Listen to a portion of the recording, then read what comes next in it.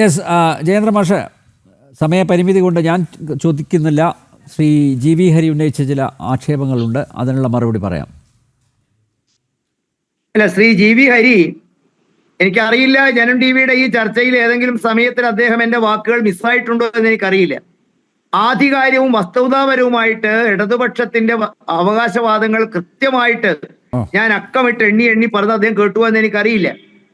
രണ്ടാമത് അദ്ദേഹം ശബരിമലയെ കുറിച്ച് പറഞ്ഞു. സർ, ശബരിമല കൊള്ളയിൽ നിങ്ങൾ ഇരുകൂട്ടരും രണ്ടല്ല ഒന്നാണ്. ശിവകുമാറിന്റെ VS ശിവകുമാർ നമ്മുടെ ശബരിമല അല്ലെങ്കിൽ ദേവസ്വം മന്ത്രി ആയപ്പോഴാണ് അദ്ദേഹത്തിന്റെ അനുജനെ ശബരിമല ദേവസ്വം സെക്രട്ടറിയാക്കി 1,08,00,000 അടുക്കളപാത്ര കൊള്ള ഇല്ലാത്ത വാങ്ങാത്ത പാത്രത്തിന് 1,08,00,000 വ്യാജ ബില്ല് വെച്ച് അദ്ദേഹം നടത്തിയ കൊള്ള കോടതിയുടെ വിചാരണ നടപടികൾ നടന്നുകൊണ്ടിരിക്കുകയാണ്. താങ്കൾക്ക് അറിയുമോ? പ്രധാനമന്ത്രി വന്നപ്പോ കൃത്യമായിട്ട് പറഞ്ഞു, നിങ്ങൾ രണ്ടും ഒന്നാണ്. കട്ടത് CPM എങ്കിൽ ഒളിപ്പിച്ചത് നിങ്ങളാണ്. ഇനി ഞാൻ താങ്കളോട് പറയുന്നത് പ്രധാനമന്ത്രി മാത്രമല്ല, താങ്കള് മാധ്യമങ്ങൾ ശ്രദ്ധിക്കാഞ്ഞിട്ടാണോ അറിയാഞ്ഞിട്ടാണോ എന്ന് എനിക്കറിയില്ല. തൊലിപ്പുറത്തുള്ള ചികിത്സയല്ല സർ ശബരിമലയിൽ ഞങ്ങൾ കൊണ്ടുവരുന്നത്. അർത്ഥശങ്കയ്ക്കിടയില്ലാത്ത വിധത്തില് നിർമ്മല സീതാരാമൻ പറഞ്ഞു, ഇടതും വലതും നിങ്ങൾ തോന്നിയ പോലെ കൊള്ള ചെയ്യുന്ന ഈ സംസ്ഥാനത്തെ ഹിന്ദുവിന്റെ ആരാധനാലയങ്ങൾ മാത്രം കൈവശം വെച്ച് അതിൽ കടന്നു കയറി അതിന്റെ സ്വത്ത് സമ്പത്ത് കാണിക്ക, സ്വർണം, ഓട്ടുപാത്രം, അടുക്കളപാത്രം ഇതൊക്കെ കക്കുന്നതിനിടയാക്കുന്നത് കേരളത്തിലെ ദേവസ്വം ബോർഡാണ്.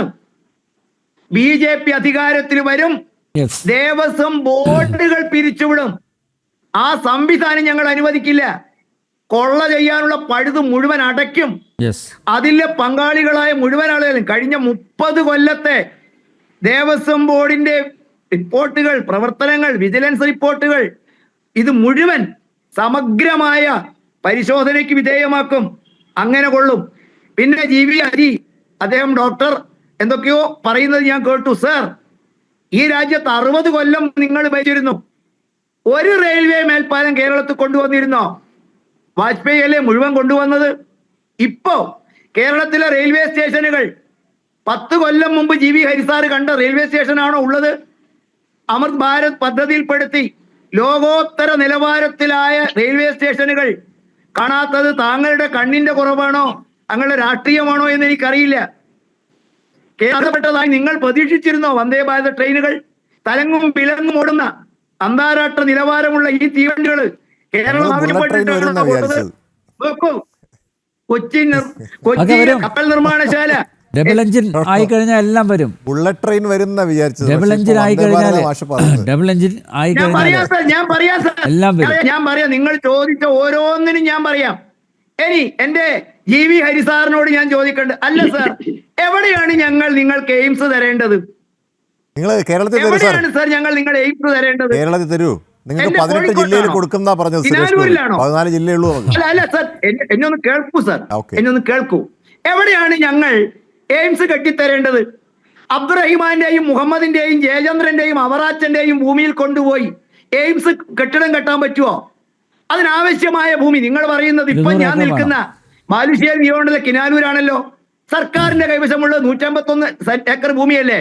എത്ര ഏക്കർ വേണം ഹരിസാറെ ഒരു എയിംസ് കെട്ടാൻ?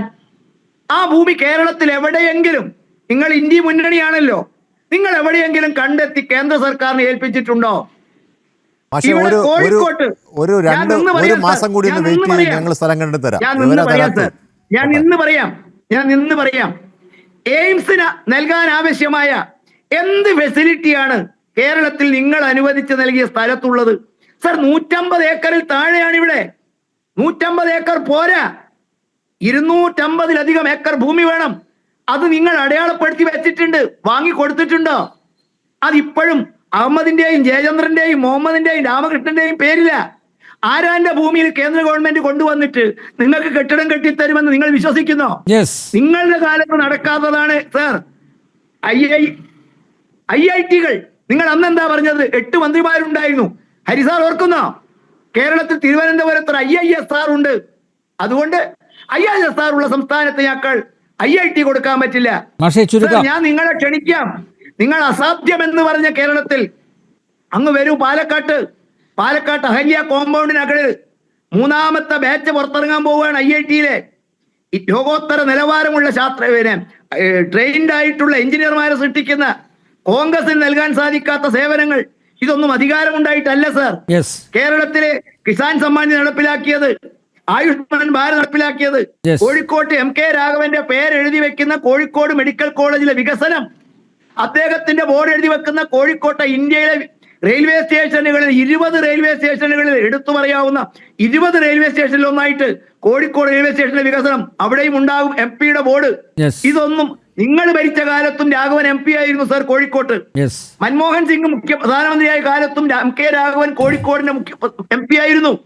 അന്നൊന്നും അദ്ദേഹത്തിന് ബോർഡ് വെക്കാൻ മെഡിക്കൽ കോളേജ് വികസനമില്ല, റെയിൽവേ സ്റ്റേഷൻ വികസനമില്ല, ഇവിടുത്തെ അന്യാധീനപ്പെട്ട ഭൂമിയിലില്ല.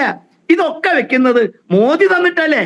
ആ മോദിയാ പറയുന്നത് ശബരിമല സ്വർണ്ണക്കൊള്ളയുടെ പുറകിലുള്ള ആധികാരികമായിട്ട് അന്വേഷിക്കും, ദേവസ്വം ബോർഡ് എന്ന സംവിധാനം ഞങ്ങൾ ഇല്ലാതാക്കും, എല്ലാ കള്ളന്മാരെയും, പാങ്ങിയവനെയും വിറ്റവനെയും കട്ടവനെയും പോറ്റിയെ കയറ്റിയവനെയും അവനെ കൊണ്ടുപോയവനെയും പിണറായിയെ കാണിച്ചവനെയും സോണിയെ കാണിച്ചവനെയും ഈ കാട്ടുകള്ളന്മാർക്ക് അവിടെ എത്താനിടയായ സ്രോതസ്സെന്നാണ് അതിന്റെ ഞാൻ ചോദിക്കട്ടെ ഹരിസാറി, ഒരു സമരം, ഒരു കേസ് നിങ്ങൾക്കുള്ളിടത്തുണ്ടോ? അല്ലെ ഞാൻ അവസാനിപ്പിക്കാൻ തമ്പിയായി.